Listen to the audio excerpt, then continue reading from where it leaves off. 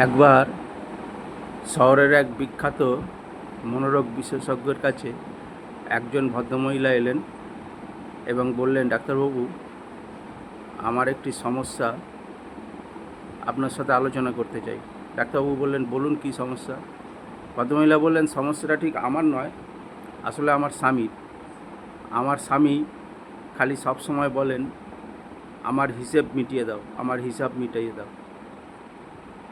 ডাক্তারবাবু বললেন, ঠিক আছে, তাহলে আপনার স্বামীকে নিয়ে আসুন, দেখি ওনার সাথে কথাবার্তা বলে। ভদ্রমহিলা বললেন, ওটাই তো সমস্যা, উনি কিছুতেই কোনো মনোরোগ বিশেষজ্ঞের কাছে আসতে চান না। আপনি যদি দয়া করে আপনার গাড়িটি এবং ড্রাইভারকে আমার সাথে দেন, তাহলে ওনাকে আমি আপনার কাছে নিয়ে আসতে পারি। ডাক্তারবাবুর মনে কৌতূহল হলো। তিনি ড্রাইভারকে বললেন, ঠিক আছে, তুমি এই মহিলার সাথে যাও এবং ওনার স্বামীকে নিয়ে এসো। ভদ্রমহিলার সাথে ড্রাইভার তার গাড়ি নিয়ে চললেন।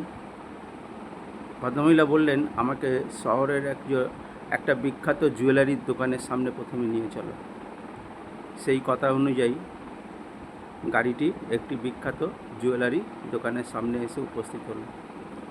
ভদ্রমহিলা ড্রাইভারকে গাড়িতেই অপেক্ষা করতে বললেন এবং ভেতরে গিয়ে বেশ দামি দামি কিছু জুয়েলারি কিনলেন এবং তিনি বললেন যে, আমার কাছে এই মুহূর্তে ক্যাশ বা ক্রেডিট কার্ড নেই, তবে আপনি দোকানের যে কাউকে আমার সাথে যদি পাঠান, তাহলে আমার স্বামীকে দিয়ে আপনার বিল পেমেন্ট করে দেবো।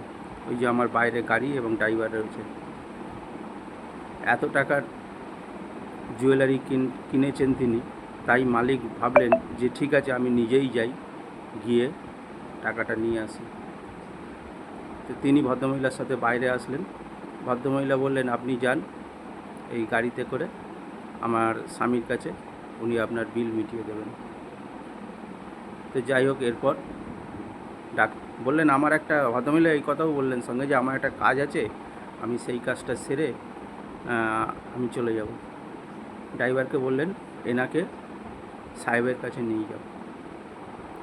ভদ্রলোকও অত দামি গাড়ি দেখে কিছু বুঝতে পারেননি, তিনিও গাড়িতে করে চলে আসলেন এবং ডাক্তারের কাছে এসে উপস্থিত হলেন।